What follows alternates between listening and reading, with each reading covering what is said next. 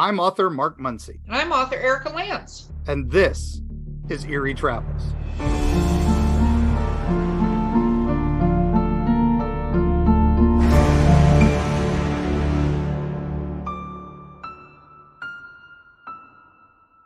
Greetings, travelers. Greetings, travelers. I've decided to be very enthusiastic in the month of July. That was very nice. That was very nice. I feel, it's so hot, that, I saw one of those classic, the snow globes the other day, and it was the Florida snowman snow globe. I don't know if anybody's ever seen that, where it's just a little top hat, two little pieces of coal and a corn just floating, and a carrot just floating in an empty jar. And I love that. And I was like, man, I wish I was that guy. Yeah, it's only 79 degrees here, Mark. I'll be there soon. We are escaping Earth's gravitational pull of Florida, and we'll be up. Who are you that it's only 79 degrees? It's in the mountains of North Carolina, as our guest pops in with the question of questions. So yeah, that's okay. It's okay. I like rubbing it in because Mark's in Florida right now, and it's like 106 degrees. It's Satan's asshole in Florida. Come on, let's be honest. Yeah, it is. You walk outside, it's set to microwave defrost. Yep. So you just, that's all it feels like. It's But anyway, we have a guest today who's chiming in. We do, but we do have breaking news. We got to do our breaking news first, because this is something we talked about before. And I'm super not happy with the end result of it, but we do have breaking news. Breaking news is they found out what that Japanese mermaid actually was. Oh no. Which, I'm going to post the story just because I'm not going to go through it. It makes me sad because it's not a mermaid, but they do attribute the end of the COVID-19 pandemic, which it's not officially ended, it's just not as bad, to this mermaid being uncovered. So yeah, people were praying to it for healing, and people were saying that this mermaid, mummified mermaid, very Fiji mermaid, and about the same size, and it was and they were doing DNA testing, and I thought it was mostly inconclusive on parts of it, but it was definitely a taxidermy the reason mismatch. It's revealed in the article. I'm not going to give it away. Read the article. But read the article, and that's where is that article? That was that was a big news site, right? Yeah, that was not Paranormality Magazine, but I'm going to get into theirs. This was not that they're a little news site. Paranormality. Yeah, no, Past Chronicles, but Paranormality had one too, which is somebody got another really interesting video of the Loch Ness Monster. So, I'm going to include that if you check out Paranormality Magazine, and it's clear. It's not like some fuzzy thing, but they have very clear video of what they're saying is the Loch Ness Monster. And don't forget, if you go on paranormalitymagazine.com and use the code TRAVELS, right? Travels with an S, you get 10% off. But now we need to get to our guests. But Loch Ness mermaids, it's all aquatic. All aquatic stuff. That's great. Having nothing to do with our actual show today. And I ran across our guest, not ran across, that sounds horrible. It sounds like with a train. You ran me over? What? Yeah, with the Loch Ness Monster. No, just kidding. I actually was very fortunate to have this guest on Drinking with Authors. And when she was telling me the story and the research behind her story, I was like, oh my God, you have to come on Eerie Travels. So without further ado, we have the amazing Tamsin Silver. Welcome. Hello. So, Tamsin, you have a wonderful book series around Billy the Kid. Yeah.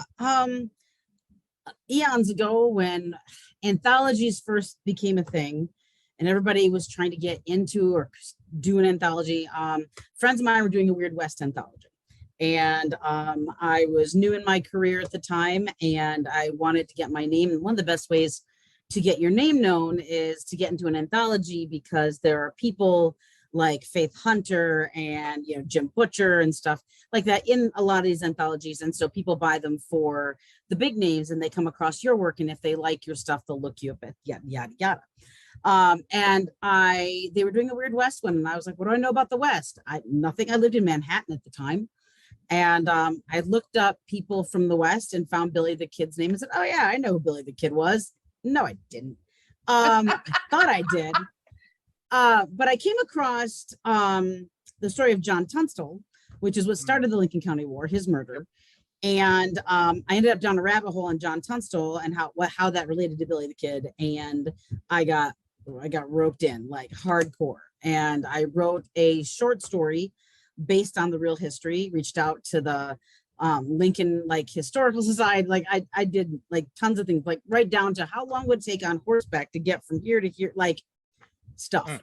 And so I submitted it and I loved it. And I kind of started thinking this is a full series. And they wrote back and were like, look, we love this, but we think it's a book. And I said, yeah, so do I.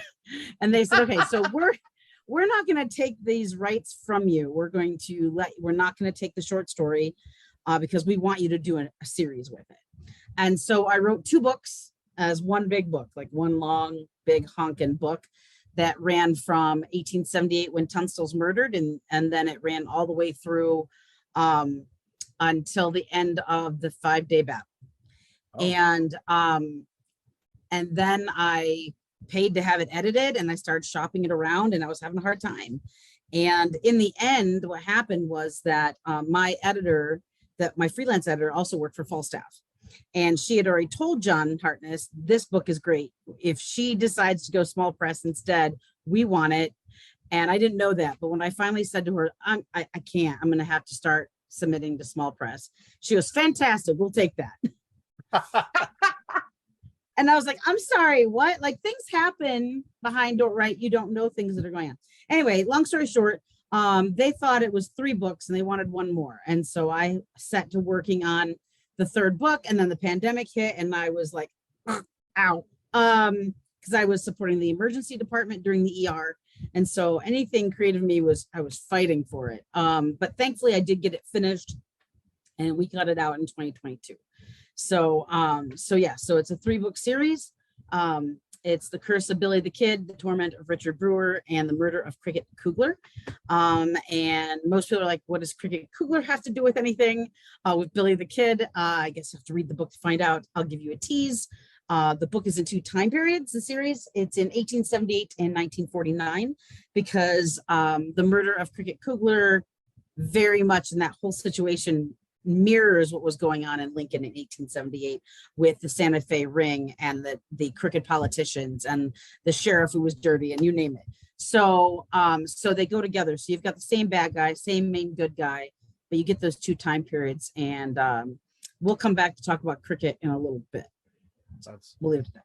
Very cool. Very cool. You've already brought up like several of my favorite subjects of that time period, the Lincoln County War, the whole thing with Tunstall, the Santa Fe ring. These are things, our average, just enthusiast aren't really going to know this stuff. This is stuff that, historians, but it's amazing history. The 5-day battle, you mentioned that's one of my favorite little bits from history. Well, I watched Young Guns. That's what everybody knows. And it's like, all right. I just need to see a look on Tamsin's face when I said squeeze 3 to 5 years of history into 90 minutes. And even then, let's cut major characters, add in a few new ones, and let's add them, let's change them. Who cares? Yeah. My favorite moment is that I had never seen Young Guns. And I'd already done all my research. I'd already written most of it when I saw it. And I had the flu. I was home in Michigan for Christmas holidays and my family gave me the flu. Thanks, guys. And so I sat down to watch it in the living room and I thought I was alone. I didn't know my amazing stepmother was sitting behind me at her desk at one point. And I had a piece of paper and I was ticking off every time something was historically inaccurate. Oh, man. But I was also being excessively verbal as it got worse, right? So it wasn't until I finally took the notebook and threw it in the air and went, fuck it, that she lost it and started laughing. And I was like, what? She was like, this is the best version of this movie I've ever seen. And so, but yeah, it starts off when, Tunstall is an elderly man and he was 24 with Billy. Yeah, Billy not being able to read. He could speak 3 languages. He could read and write. The fact that Murphy pulls up in a horse-drawn carriage with his Asian bride. Murphy was very likely gay, and he was dying of cancer at this time and was nowhere to be found. Right. So literally, we start off with that, and I was just like, well, this ought to be interesting. But I will say, like, the act is someone who has a theater background and a teaching background. Emilio Estevez did an amazing rendition. Oh, yeah. Charlie Sheen is not always my favorite actor, but I really loved his work as Brewer in this. So there were, you know, and of course, you know, there's a lot of actors in this too. The Lou Diamond Phillips, you know, like just some people who really do some great as work. Chavez and these are real people. These are real people, and a doc. They were real people. Good old yeah, doc. And Brewer is the one that I'm most connected to. So it was important to me that really landed, and I felt he did a nice job with it. And for those at home, yes, the regulators were a real thing. It's just a little different in this. So yeah, the regulators were. Yeah, they at one point they team up. Because of Billy's ability to speak Spanish, he recruits a Spanish gang to team up with him at one point in their battle, and that's why suddenly he's got 60 guys following him instead of 60. Yeah, they were definitely a mixed group for multiple reasons. You really learn about that in the third book in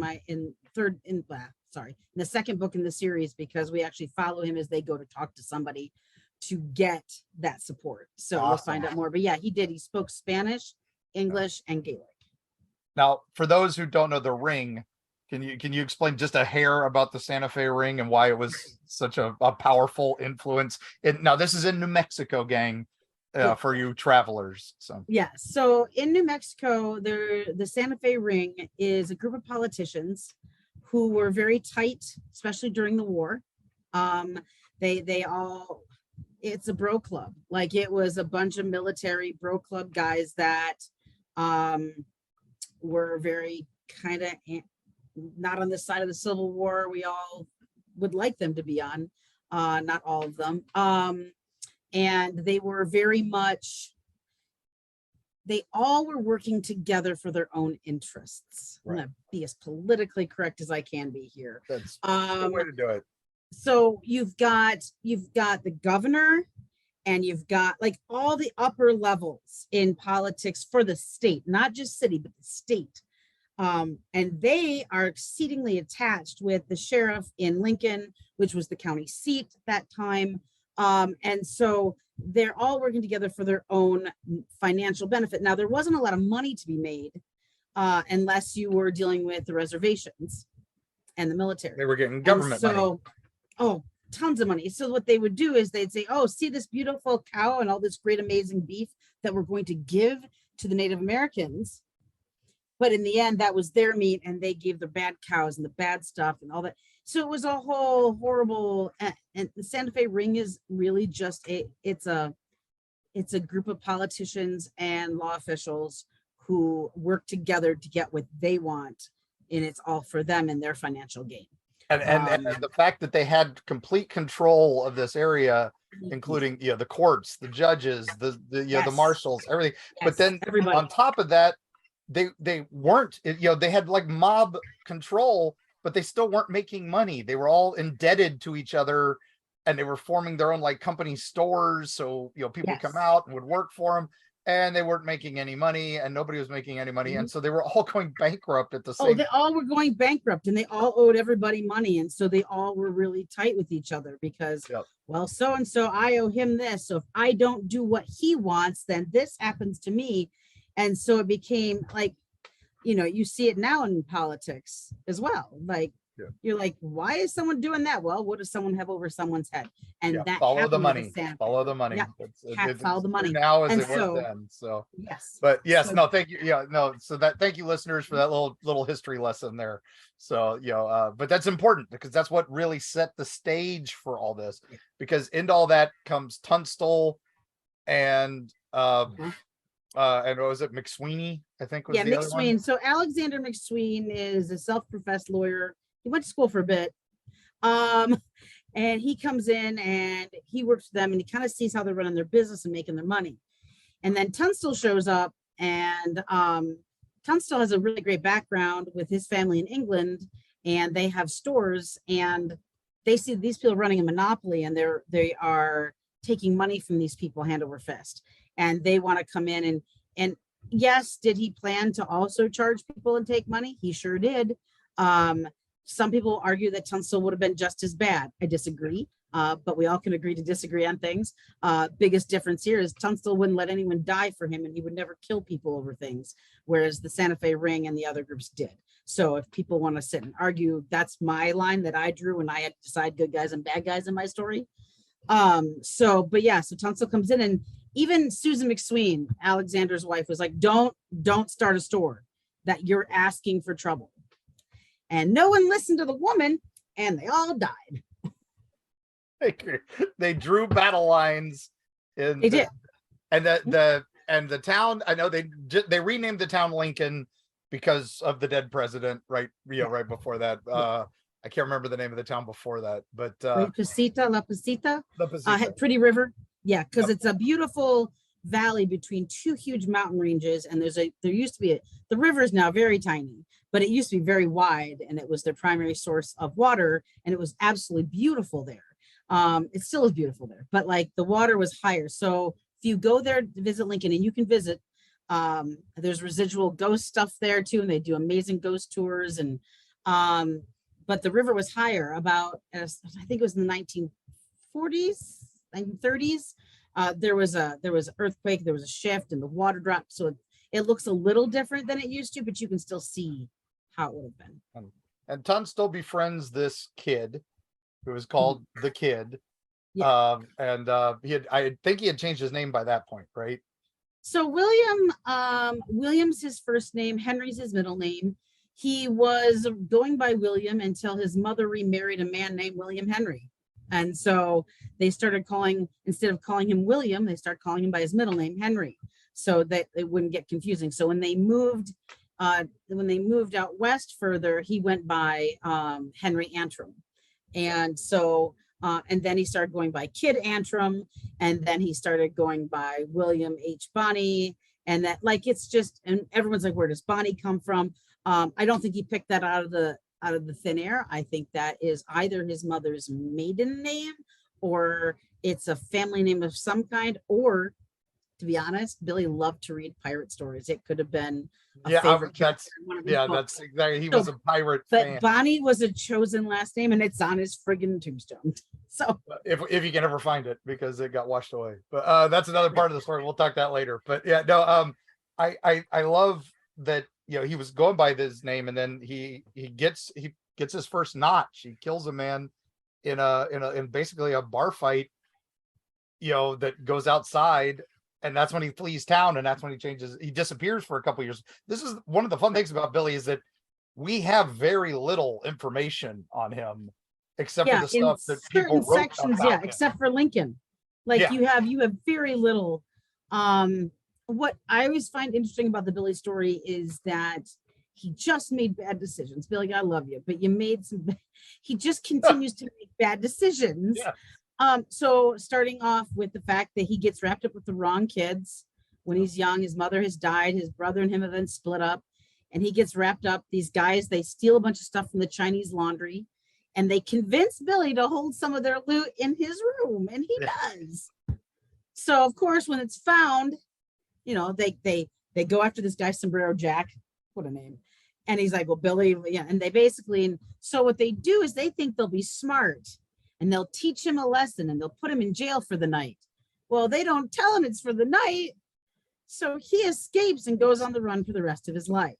If he had just gone the fuck to sleep, history would be very different. Yeah. Quite a few things happened to Billy. Quite a few things, right?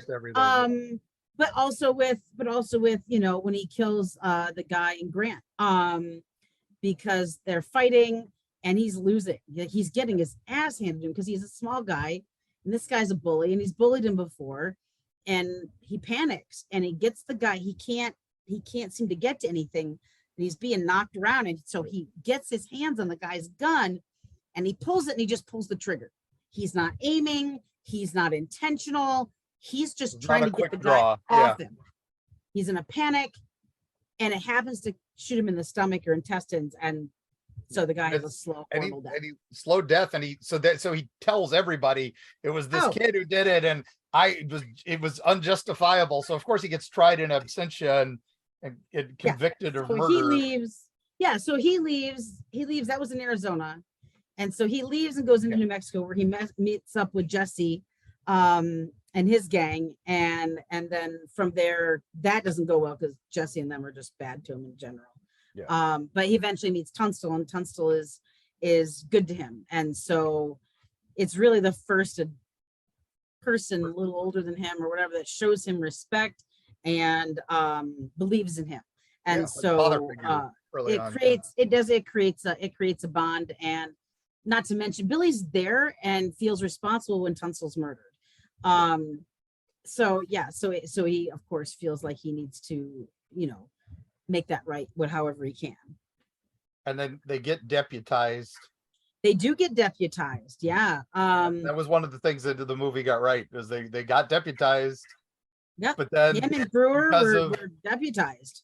But then because of the ring, they undeputize them, but don't tell them, until they find out. They find Yeah. out after they've killed Morton and Baker. So what happens is that they don't undeputize them. They basically decide that the person who has deputized them isn't really a justice of the peace, and they say, oh, you never were a real justice of the peace. So that invalidates marriages, baptisms, and of course this.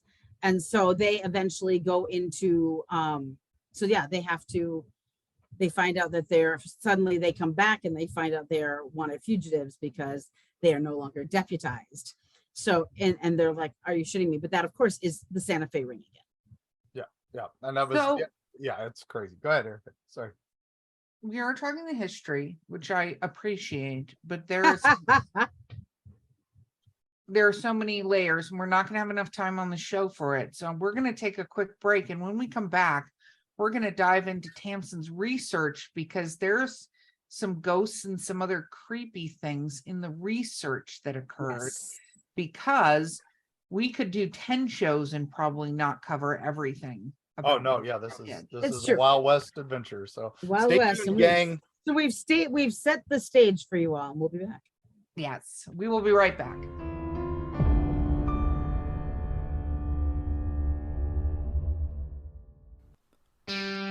Eerie, Appalachia. Gear up for a frightful jaunt into the darkest reaches of the ancient Appalachians. Folks deep within the Appalachian hollers lean close to the campfire to share stories of the inexplicable with hushed awe. Monsters rumbling in the hills, strange lights darting through the pitch black night sky, horrible occurrences almost ineffable in their bizarre tragedy. Tall tales, you might say. Tell that to the Flatwoods monster in Braxton County, West Virginia, or the Goat Man of Louisville. Look into his humanoid eyes and let him know you don't believe. And what of those apparitions in Mammoth Cave's Corpse Rock, or the Satan spawn known as the Jersey Devil? How do you respond when confronted by these mysteries? From the metaphysical energy that swirls near Serpent Mound in Ohio to Point Pleasant's Mothman legacy, Mark Muncy and Carrie Schultz explore the dark history lurking in the shadows of Appalachia. Read by Mark Muncy, author and experts on strange folklore with appearances on shows such as Ancient Aliens, The Curse of Robert the Doll, and many, many more. Greetings, mortals and others. I'm Dick Terhune, the voice from hell. I work with haunted attractions all over the US, Canada, and Europe to increase audiences and enhance their experience with highly effective commercials, narrations, animatronic character voices, whatever your dark heart desires. Let me help you do more, scare more, profit more. Find out more at Voice from Hell on Facebook and at voicefromhell.com.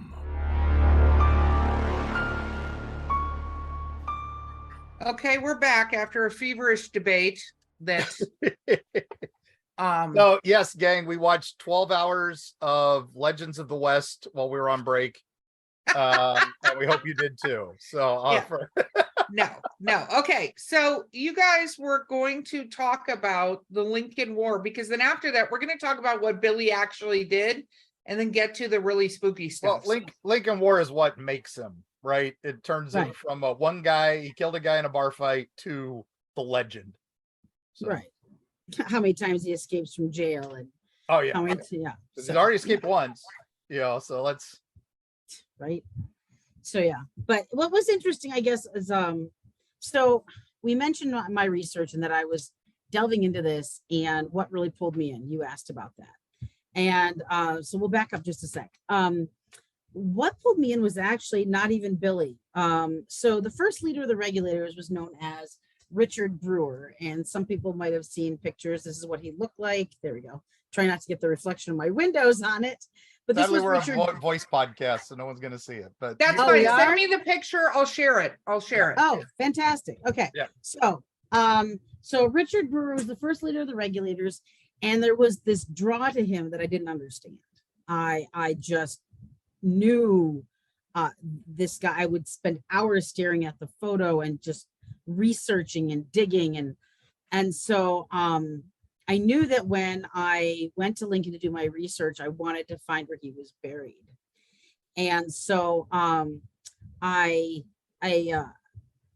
she said she knew Maryland knew where they kind of were and where he was. And so she took me over, and he's buried on Apache land because he was killed at Blazers Mill, which is in the Apache reservation area. And so, but I looked at the picture, like when we were there, I was able to get signal and looked at the picture of his cross. And I was like, that's not what this looks like. We were near Blazers Mill, the leftover buildings. And all of a sudden I just felt something. And I turned around and looked, and I saw a pathway, and I said, it's up there. And I didn't even wait for her. And I was like, gone. And so I head up this stone winding. And I can send you a picture that you can see, even in old photos, you can see where it is. And so I head up there, and I'm telling you, I looked around and went, it's that way. And I turned, and then I said, nope, and that way, and turned left and walked straight to his grave. Awesome. Wow. Never been there in this body before. And walked straight to his grave. And before I knew what was happening, I was sobbing uncontrollably. Wow. And he was and I was just like, and if you read the books, you'll understand Richard was a really good man. And called him Lionheart, I think, at one point. Like, he's just heart of a lion. Like, he was a big dude. And if you got getting killed by a guy named Buckshot. Yeah. Buckshot the lucky Roberts. shot. Yeah. So what happens is that I'm sincerely overtaken here, and my friend gets up there and she wants to take pictures of me at the grave, and thankfully I have sunglasses on because I'm destroyed. So here's where things get unusual. So there's a company called Moonglow. You can look them up. You can choose to get the moon of your birth or whatever. I'll send you a picture of these as well. This right here is the moon that Richard Brewer died under, and this is the moon that Billy died under. And I had one that was considered an eclipse. It was orange. It was a full moon. It was orange, and I had it in their magnet, and it was in a bracelet. This matters sincerely. So on my way down the hill, I felt, and I remember I said, like, I felt I felt his presence. I was like, well, come with me. Like, come on, let's go. And all of a sudden I felt my foot catch, and I went down. Oh. This is about an angle. It's stony, and I land on my hands. And all I thought was, Lord, protect my hands, because I had fallen and broken my hand a few years beforehand. And I landed on my knees and hit my hands. And when I got up, I pulled my hands up, and there wasn't a mark on them. Nothing. Not anything. My knee, on the other hand, was sliced all to fuck and back, and it's bleeding profusely. Oh. And I'm like, that sucks. So I walk on down the rest of the hill going, this is stupid. And I get to the bottom of the hill, and I realize I remember I'm on Apache land, and I take the blood and I wipe it off my knee, and I throw it onto the dirt, and I say, I've paid my price. We're done. Nice. And we get to the car. I'm a klutz. I had first aid with me. So we washed my knee and I put antiseptic on it and I screamed a couple of nice words and we go to Walmart and we get me a bandage. And that's when I realized that the medallion of the moon is missing from my bracelet. Oh, wow. And I'm like, shit. So we go back and I go back to where I fell because that's got to be where it is. Can't find it. It's not there. Nowhere. I'm up there a while. So I'm like, well, maybe it fell out up the grave. So I go up to the grave. It's nowhere. So I'm like, okay, it's gone. Penance paid, whatever. And I leave. Of course, as people always talk about, so Buckshot Roberts, who killed Brewer, died shortly after Brewer did. And some jokes are like, oh, they're buried in the same casket. They're not. They're buried in the same hole.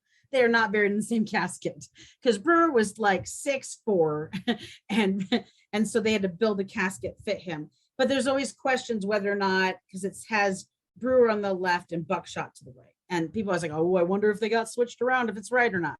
You know, you never know. So 9 months later, I go back for more research. And my friend's with me.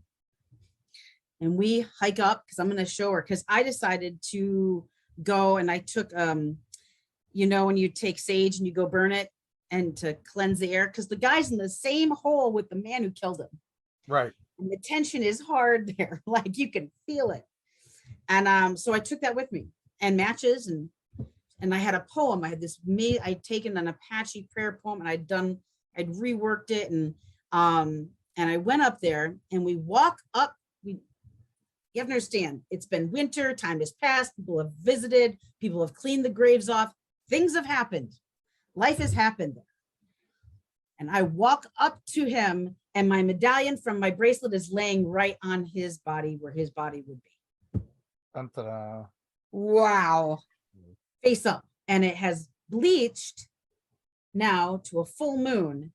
And in my series, he's a werewolf. Ah, so there you go. So, well, he becomes one of these. Spoiler alert. Well, it's been out a while. yeah, So I literally stand there with my mouth. I'm like, and I pick it up. I'm like, what the heck? And I show my friend. And I explained to her and I set it back down and I go to do something. I come back around and it's not there. Wow. Well, It's just gone. He was solving that mystery at least the first Yes. time around for you. Yep, I He's know showing where he them is. that he's got right? it. But it's gone. It's I've never seen it again. And I've been there. I've cleaned that gravesite. I've planted flowers. I've done not there. And so it's one of those things where you're just like, okay.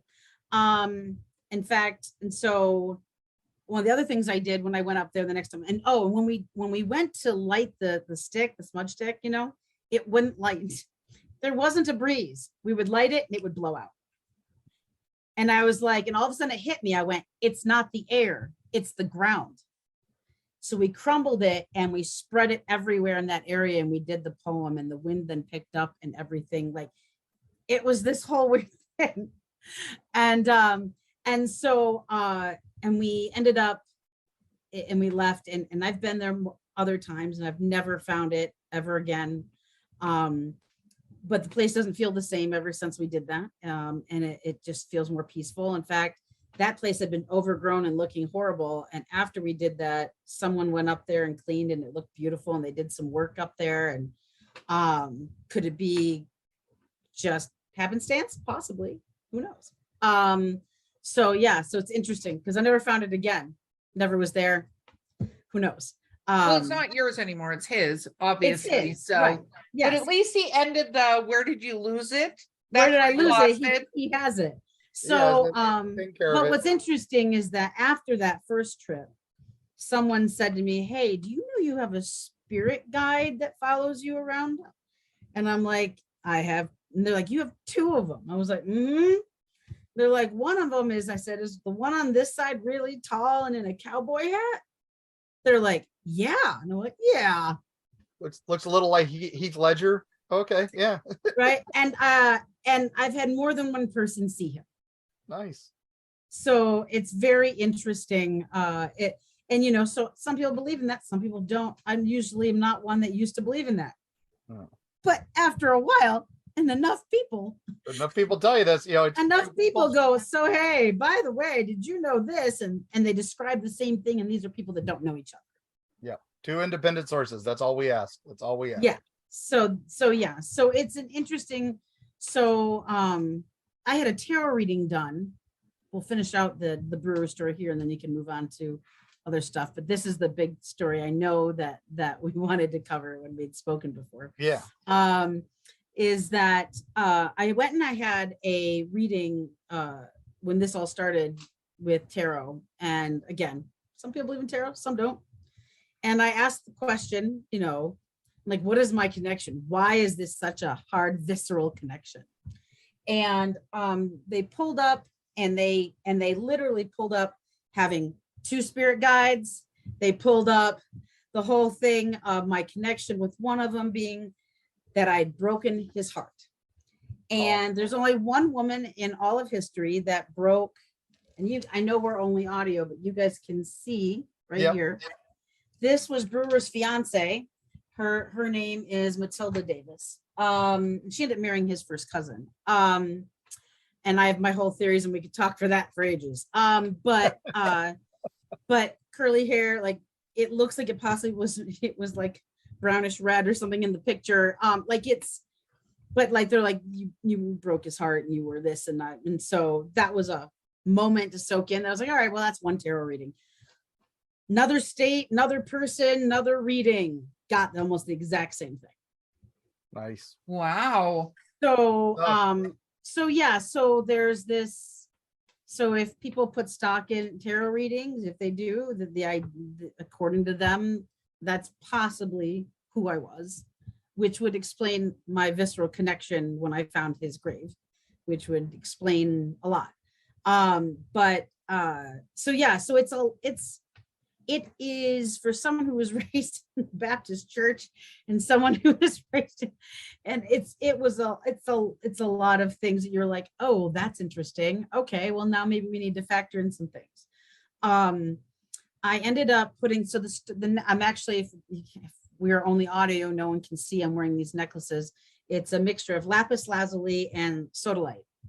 And I bought 3 of each and kept them all together for a while. And I left 1 sodalite and 1 lapis with each, with Billy, where he's buried, and where Brewer's buried. And then I have these. So,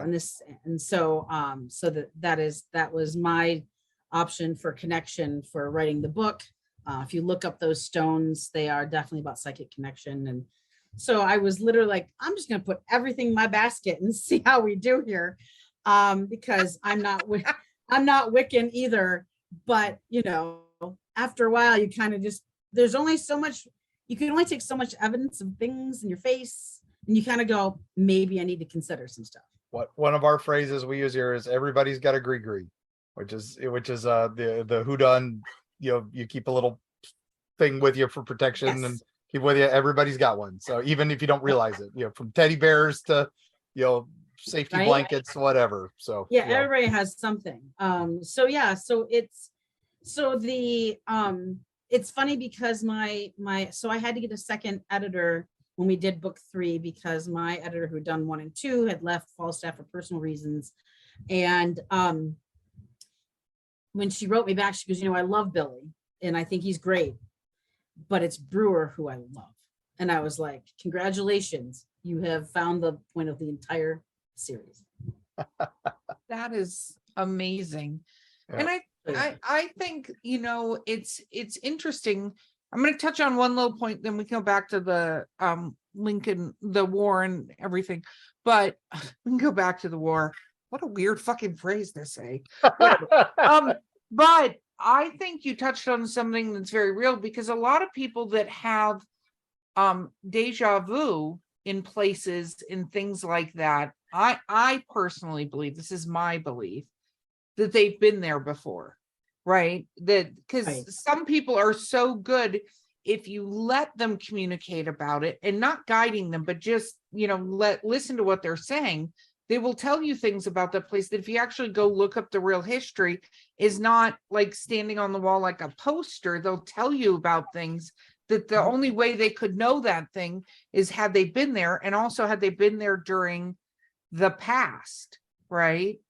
So yeah, yes, I happen to be a believer, and I think that story is amazing. Yeah, So it's yeah. so people will be like, what drew you into this? I'm like, this is a complicated, long answer. It works. It works. That's what we're here for. Right. This is why we go Eerie traveling, is to find Right. these connections that you don't even realize you have. I mean, my favorite thing about that whole fight that happened was, they went to get Buckshot because he was on their list of guys, and he wasn't even supposed to be there. He was going, he saw a mail truck go by and he was expecting a check. He was leaving because he knew these guys were after him. Billy or Burger? I'm sorry, we're breaking up a little bit. Yeah, I'm sorry. That's okay. Yeah, No, he was talking about somebody waiting for a check. Because, Buckshot Yes. was Buckshot. because he He saw was these guys heading- were yeah. after him. And Yeah. but then he saw a mail truck and he's like, oh, I'm expecting a check. I'll run into town and get this, and then I'll leave. And that's when they came on him. And Buckshot was not like, he's got the name Buckshot, but the reason he's got that name is because he once got shot with Buckshot, and he kind of walks with a limp. He's not, the best. Yeah. He's not handy with a gun, but they say he handled that gun better than anyone they've ever seen. He had a McHenry rifle. Yeah, he had a and- rifle. with and- a repeater and the gun that He won the can't West. lift it. He can't lift the rifle. So Yeah, he he can't had a get over his buckshot hip. in his shoulder or hip. Yeah. Yeah. So he had to shoot from the hip because he couldn't lift it up because of damage. And so he does so much damage to the regulators who actually were just there to eat. Yes. They were on their way to someone, they were on their way to try to intercept a posse. Yeah. And they were just there, and Buckshot shows up, and Frank Coe is like, I'll go talk to him. I know him. And he's like, just turn yourself in. They have a nice friendly discussion. He's like, the hell I will. And so, yeah, it becomes this big shootout, and Milton almost dies, and like Baudre is hurt really bad too. And Brewer is shot and killed. And like, it's a whole thing. Like, and here's what's interesting. When they shot and they had the first fire and they all ran off, if Richard, love you, dear, but if he just cooled down and thought about it for a minute. Yeah. Because he was so amped to get this guy that they all took places, and that's how they died. He died. But if they just waited him out, he would have died because they shot him in the stomach and he died anyway. Yeah. And so, So that's the predators, the first step of what becomes the Battle of Lincoln, or the Lincoln County War. And it literally is this, they go into town, both sides take sides of the town, and there's not going to be a fight. They're both taking positions. And I love that some guy, I can't remember his name, lost to history to me, is riding into town on a cow, and the guys from the rings side of things see this, and they think it's some distraction or something, so they shoot at him, and that's what starts the initial volleys. Is because they shoot at this guy on a cow, that's when the whole battle I don't erupts. actually know anything about the cow. I hadn't heard that. That was one of the things No. I discovered in my your research on this, because I was I'll have looking to- into it at one point too. I'll have to look it up, but I was Yep. reading Frank Coe's book, and the shooting, from what I read, had to do with basically it all got real tense. Everyone was at the butt. Dolan and his crew do not realize how much of Billy's group has come into town. Down, right. And some of them walk into one of the bars for drink, and all of a sudden they're like, "Oh shit!" And it's interesting because when they come in, they totally take the Torion, right? Yeah. So the Torion is this big circular adobe building that's built for fighting the Apache Indians, actually, and you find that they take it, which makes complete sense because it's on McSween's land. He owns that piece of land. It's the perfect spot to take place. So they took it in the middle of the night. Thing is, though, when you get into reading about the fight, Dolan's men have it, and you never find out how. Yeah. I spent months trying to figure out where my 5 missing Mexicans were, because 5 Mexicans took that thing. George Yep. Coe sent them out there, and I have no idea who they were or Yep. what happened to them. And So, it does end with a burning building and everybody fleeing. And then that's where McSween is shot and killed. Yeah, by McSween freezes. So Billy comes up with this amazing idea. this escape plan. He's willing to be the decoy. Yep. He's like, Tom and I are going to run and be the decoy and draw the fire. You guys go that way. We will go this way. And they run out and it works. But instead of running like he should have, McSween freezes. And then someone realizes he's there and they hold him at gunpoint. They're not going to shoot him.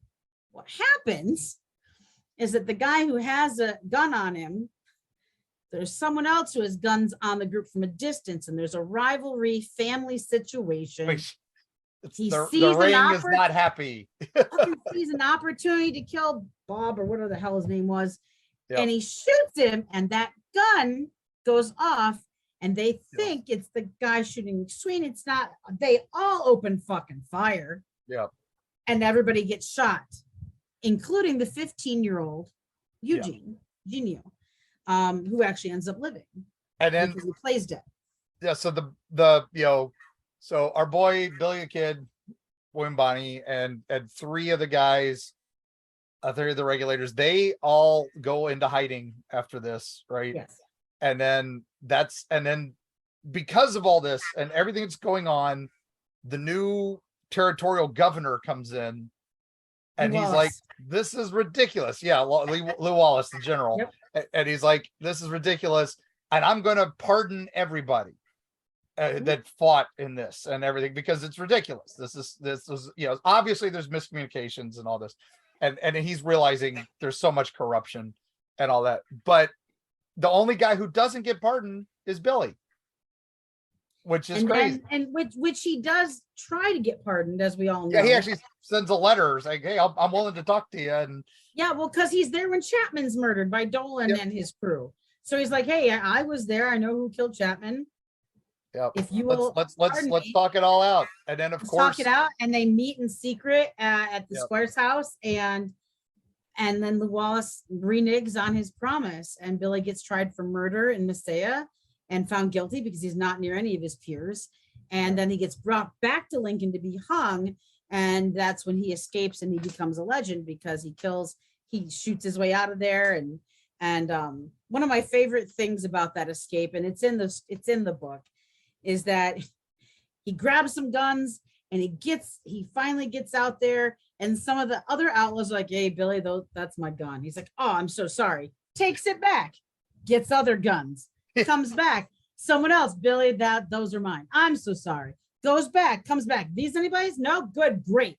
And so like he keeps going back because he doesn't want to take him back. And the horse he steals, he sends back. Yeah, because it's not mine. It's not my horse. I'll send it back. He tells Gauss, don't worry, I'll send this back. I want my rifle back. Let's trade. Yeah. So it's an interesting. And then it ends with Pat Garrett. So Pat Garrett, it's a lucky shot, right? Like total lucky break. I think, I don't know if he was aiming to kill him. I don't know if he was just aiming to shoot at him. I think he was shooting in self-defense. I think he assumed that Billy was going to kill him, and he shot, and it was a lucky shot to the heart, and down he went. And the only story we have of Billy's death is from Pat Garrett. Correct. Which is what creates the legend and lore, right? Because back then they used to take pictures of the dead, and they didn't take a picture of him. No. And someone always will go, yeah, but photographers traveled around. They weren't always in all the. It was friggin' like one of the most hopping areas. Yeah, there were more reporters in that town than there were anything people. else. So the fact that no picture was taken is a little suspicious. But it's an interesting you sit back and you're like, so, but that's what gives me the opening to write the story, is that hey, what, did he get killed? Did he just decide to leave? Everybody has their opinion of what they think it was. I actually heard a third thing. My first Mm. trip, I stayed at the Ellis store, and an elderly couple who ran that at the time had met some people from England, and there's a town not far from where the Tunsels eventually lived that was very similar to Lincoln in how it was a community. And there is a gravestone there that says William H. Bonney. Yeah. And the year of death would have been congruent for old age for Billy. Yeah. And people know the Bonney kids, and that person had girls. And so there's talk that, of course, that's what happened, is that he eventually made his way to England. And that's what they believed. And what was funny was that in the story, my regulators work for MI5. So they, which is a division of MI6. They're the supernatural division, and they're based out of England. And I'd made that decision before I ever heard this story. And I was like, that's hilariously awesome. Yeah. So, but yeah, it's kind of like I made the decision he spoke Gaelic before I found out it was true. So Yeah, he was true. Yeah, Gaelic, English, and Spanish. Spanish. And he was quite the ladies' man. Had quite a few ladies. And now the characters who claimed they were him later, was it Ollie Roberts, Bushy Bill, Brushy Bill, yeah. Brushy Bill. I kept thinking stuff like Yeah. that. He actually went to New Mexico seeking New Mexico governor seeking a pardon Yes. for the crimes of killing the kid. And here's something really funny to connect to that. So one of the guys that he's pictured with is one of the guys that connects to the Cricket Kugler murder later on. And I hadn't known. I literally was writing that he went off that they headed off into Santa Fe to go talk to this guy. And I looked him up, and boom, pictures of him popped up with Brushy Bill. And I was like, motherfucker, let's have fun with this. So literally as they arrived to talk to this guy, they step into the office, and he's on the phone, and he says, Billy the Kid. And they're both like, I'm sorry, what's going on? And and he gets off. He goes, oh, this guy named Brushy thinks he's Billy the Kid, la, la, la. And Billy's like, that's funny. So I don't think he was. I don't either. They're trying to do DNA testing. They know where his mother was buried because she has a grave. And No. So there was a point in time when they needed to, I've been to her grave area. Yeah. There is a point in time where the belief is that they wanted to redo the grounds, Mhm.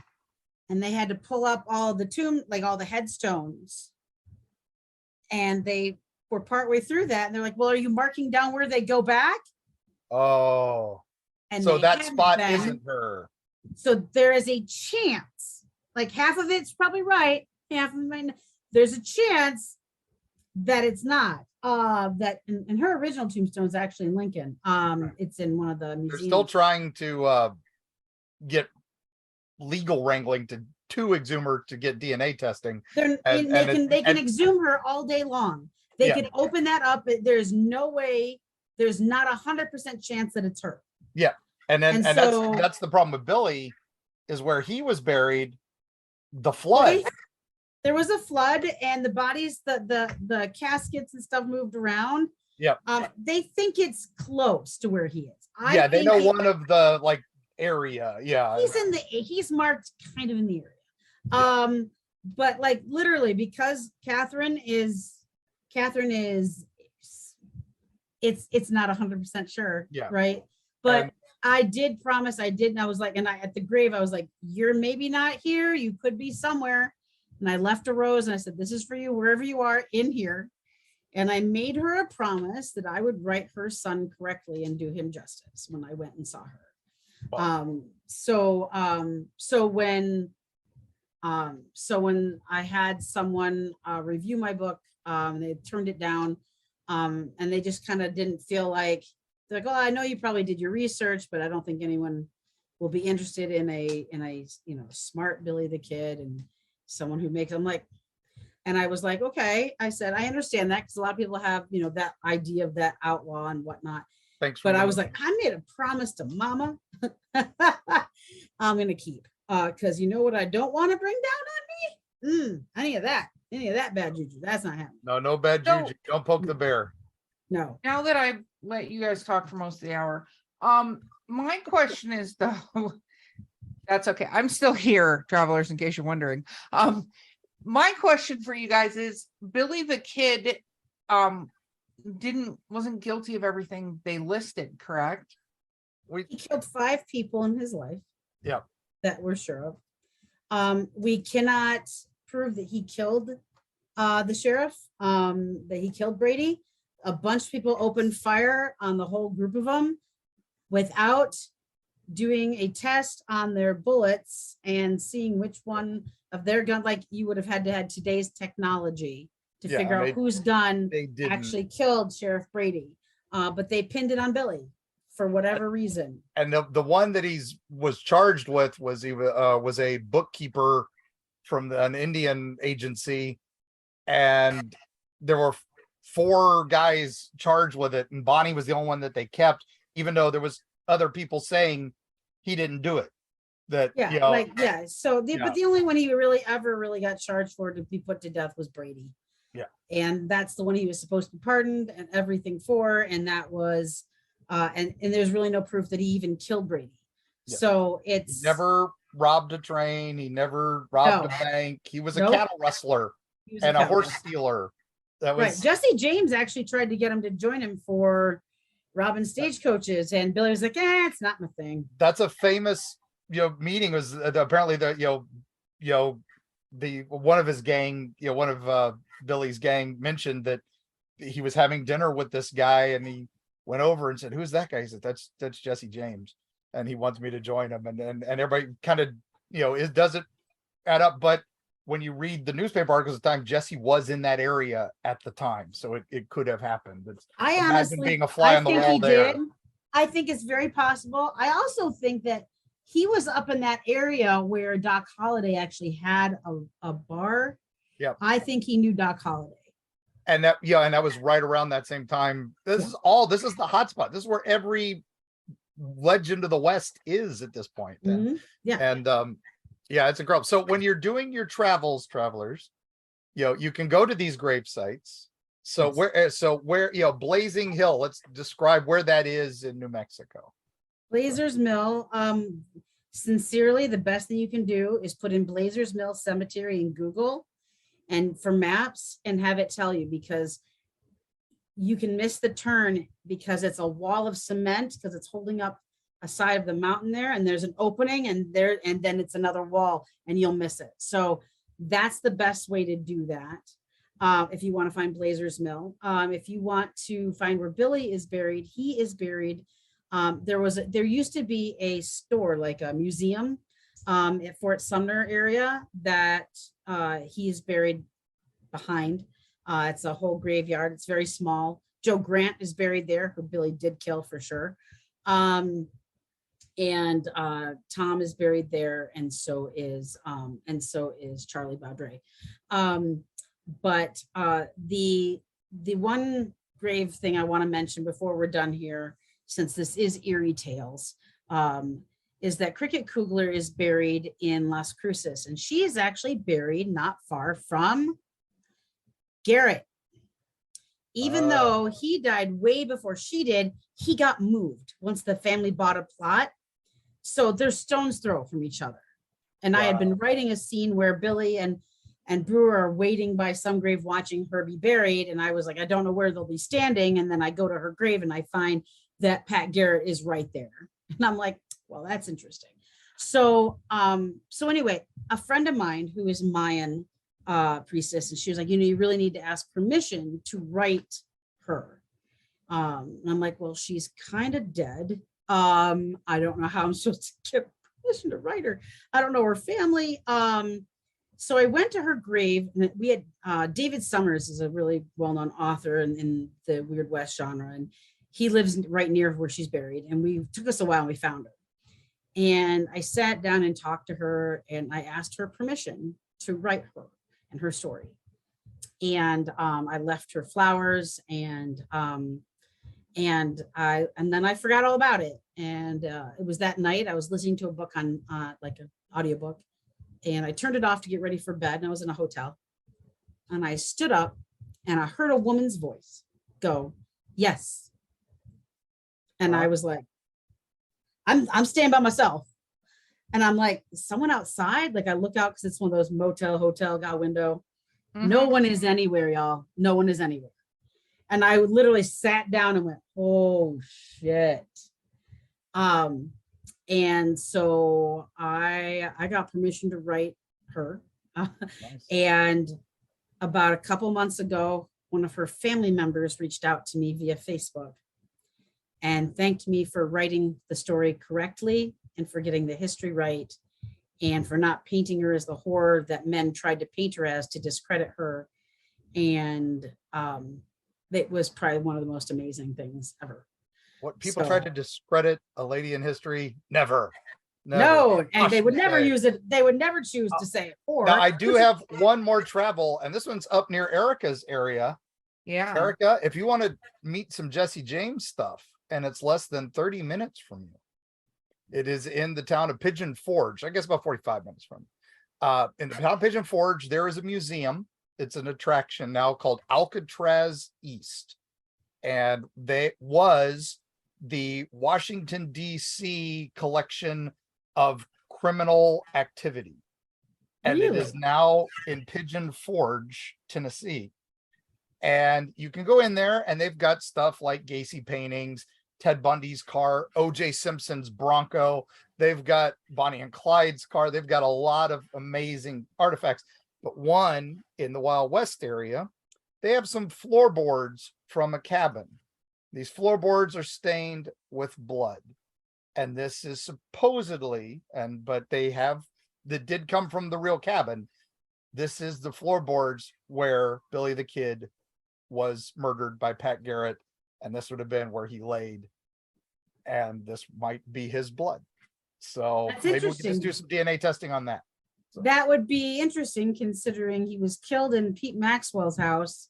Yep. And what happened to that house is it ended up going into the river when the huge flood happened and all of the fort got swallowed up by it. So they would nobody could get Billy the Kid body parts because they were keeping it, tried to keep it safe and all that because they didn't want people running around in the Wild West saying, "Oh, I got Billy the Kid's fingers" and all this. But that was one of those things because people were always like, "I have Doc Holliday's gun trigger finger bones," and all that is people would sell them. That's just. It was what it was. But anyway, that museum, that was more from the house that Billy the Kid was killed in, and they are bloodstained. So. That's interesting. We'll have to check that out. We'll have to, and eventually we'll be doing a show on Jesse James because that's a whole other. That's another can of worms. So yeah, and I actually don't know anything really much about Jesse James, other than there's a chance that he met with Billy at some point in time, and I've never written anything with it, but right. Yep. I mean, but it opens that's one of the things I love about all the unusual stuff that deals with Billy is that it opens up not just windows, doors that you can explore in writing fiction. And I will tell you this to the people listening, if you ever get a chance to actually come out to New Mexico, because you want to walk in Billy's shoes, you really can. The town of Lincoln is the most well-preserved Western town in the United States. And a lot of the buildings are actually the original buildings.